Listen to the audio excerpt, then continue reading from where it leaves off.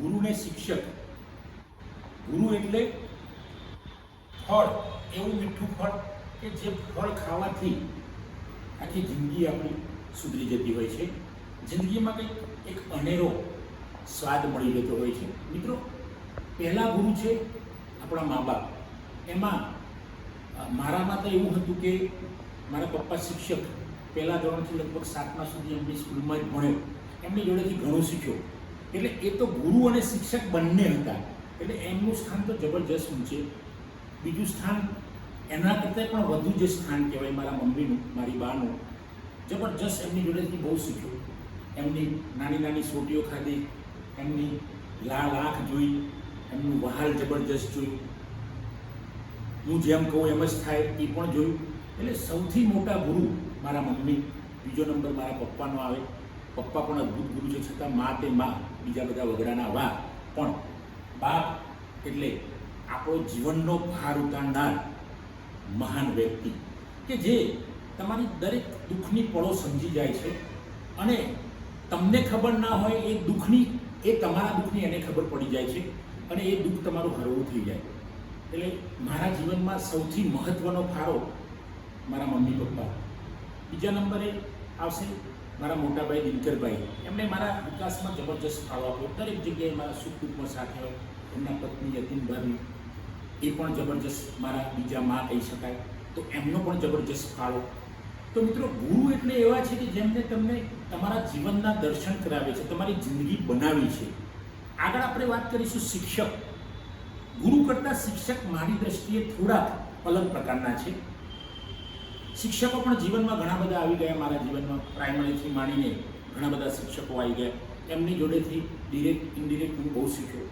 For example, Narsinhbhai સાહેબ, નરસિંહભાઈ ભાંભી, મનુષ ઝાલા સાહેબ, શરીફભાઈ કોવડિયા સાહેબ, હસન અલી સાહેબ અમારા ગામના, નસીરુદ્દીન સાહેબ કનઈ ગામના, બધા સાહેબો જોડેથી જબરજસ્ત શીખ્યા અમે. અને બહુ મજા આવતી હતી એમની જોડે ભણવાની. ગામડાની વાતાવરણની, ગામમાં કેવી રીતે રહેવું લોકોની સાથે, એ બહુ શીખ્યો. એના પછી હું હાઈસ્કૂલમાં આવ્યો. હાઈસ્કૂલમાં મને મળી ગયા એક સરસ સાહેબ, વીએસ પટેલ સાહેબ.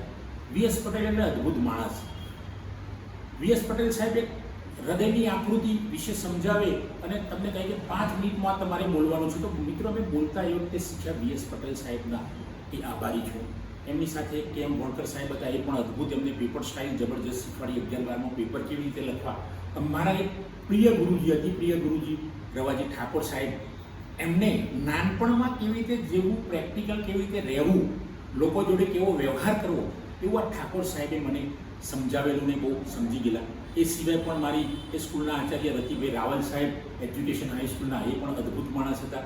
મારી જોબ માટે ઘણીવાર મારી સાથે આવેલા એ વખતેના.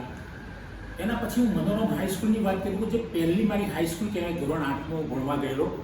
એ વખતે મેં ભિખારીની આત્મકથા એક નિબંધ લખ્યો અને એ આર પટેલ સાહેબ વીરપુર, કણજી વીરપુરના હતા, છે જ સાહેબ અત્યારે. તો એમને મારી આત્મકથા ભિખારીની એટલી બધી ગમી ગઈ કે એમણે બીજા વિદ્યાર્થીઓને કહ્યું તમે પ્રયત્નમાં જોઈએ લખો. મિત્રો, એ તો હું ઘણા વર્ષો સુધી ભૂલી ગયો એ સાહેબને. પણ પછી અચાનક મેં 15 જેવી નોવેલ લખી નાખી, ત્યારે પેલા સાહેબ યાદ આવે કે સાહેબે મને આત્મામાં મોટિવેટ કર્યો હતો. એ વખતે મને ખબર નહીં કે હું લેખક બનીશ કે સાહિત્યકાર બનીશ કે બીજા વિષયના પુસ્તકો લખીશ. તો આ સાહેબનો હું ખૂબ આભારી છું. પટેલ સાહેબ પર મેં એક વિડીયો પણ બનાવ્યો હતો ને એ વિડીયોનું નામ હતું ભિખારીની આત્મકથા.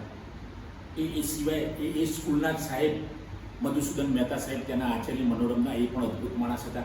ત્યાર પછી મિત્રો, ક્રમાનુસાર અલગ અલગ શિક્ષકો આવતા રહ્યા. ઘણા આ શિક્ષકો બધા યાદ રહી ગયા છે. ત્યાર પછી હું લાઇબ્રેરી સાયન્સમાં આવ્યો તો ત્યાં મને ગીતાબેન ગઢવી મળ્યા, એ પણ અદ્ભુત મેડમ. કલ્પનાબેન રાવલ જાની, એ પણ બહુ સરસ. પટેલ સાહેબ, આર એલ પટેલ સાહેબ, એ પણ બહુ સરસ. કોઈ નાત જાત ધર્મના ભેદ વગેરે આ બધા શિક્ષકો અમને ભણાવતા હતા. એના પછી મહિપતસિંહ વાઘેલા સાહેબ, એ તો અમારા જોડે મિત્રની જેમ રહે અને આજે પણ એ કોન્ટેક્ટમાં છે. એ સિવાય અશોકભાઈ પટેલ, પીસી શાહ સાહેબ, આ બધા સાહેબોનો યાદ કરું છું ત્યારે એમ લાગે છે કે ખરેખર આ સાહેબને ગુરુ કહેવાય કે શિક્ષક. ઘણીવાર એમની જોડેથી ગુરુના પાઠ ભણવા મળતા હતા. આવા શિક્ષકો રહ્યા છે મારા. આજીવન શિક્ષકોનો હું ઋણી છું. અને મારા કેટલાક વિદ્યાર્થીઓ નહીં, મોટા ભાગના વિદ્યાર્થીઓ એવા છે કે એમની જોડેથી હું કંઈક શીખ્યો છું. વિદ્યાર્થીઓનું હાસ્ય હું શીખ્યો છું. વિદ્યાર્થીઓનું એઆઈનું જ્ઞાન હું શીખ્યો છું, વિદ્યાર્થીઓનો પ્રેમ હું શીખ્યો છું. તો મિત્રો આ શિક્ષક ના કહેવાય?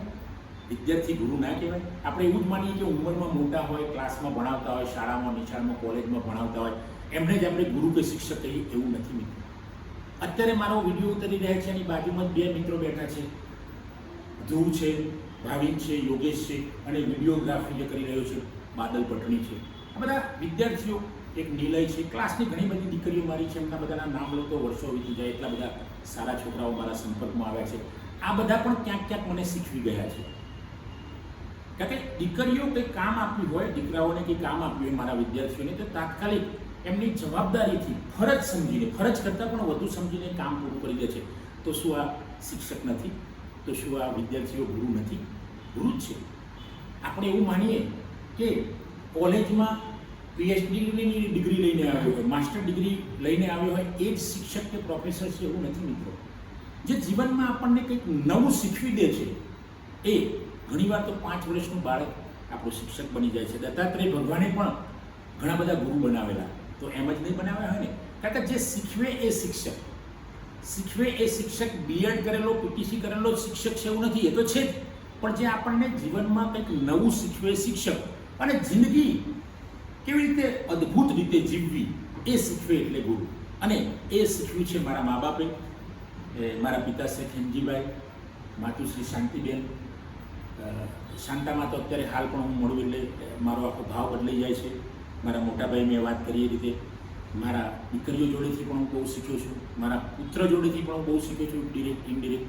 મારા પત્ની પણ મારા ગુરુ છે એક જાતના. કારણ કે એમણે પણ મને ઘણી બધી બાબતો, ગુસ્સો ન કરવો, આમ ન કરવું જીવનમાં, બધું ઘણી બધા પાઠો આપણે શીખ્યા છે. મારા બીજા 2 મોટા ભાઈઓ છે, મારો આખો પરિવાર છે, એ પણ મારા શિક્ષક બનીને રહ્યા છે.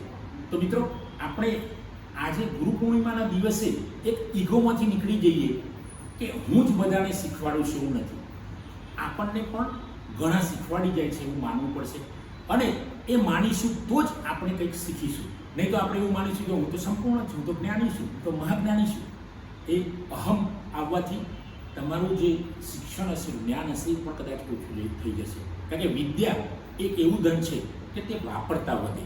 તમે જેટલું નિખાલસતાથી કોઈને શેર કરશો કંઈ પણ બાબત, અથવા તો કોઈની લેશો, તો એ વિદ્યા વધશે અને એ સમાજની અંદર એક અલગ પ્રકારનો પ્રેમ પ્રસરાવશે. તો મિત્રો, ગુરુની ડેફિનેશન અને શિક્ષકની ડેફિનેશન પ્રોપર આપવી અઘરી છે, પણ મેં જે મારા અંદાજ મુજબ સમજાવ્યું, આ મારું મંતવ્ય છે. આ કંઈ બીજાના મંતવ્ય અથવા તો કોઈના પર લાદવાની વાત નથી, પણ હું આ મારા વિચારો, મારો કોન્સેપ્ટ ગુરુ અને શિક્ષક તરીકેનો રજૂ કરું છું. મિત્રો, આપ સૌને આ વિડીયો ગમે તો એને લાઈક કરો, શેર કરો, કોમેન્ટ કરો, અને જો ચેનલ સબસ્ક્રાઈબ ન કરી તો સબસ્ક્રાઈબ કરો. થેન્ક યુ દોસ્તો. જય હિન્દ, જય ભારત.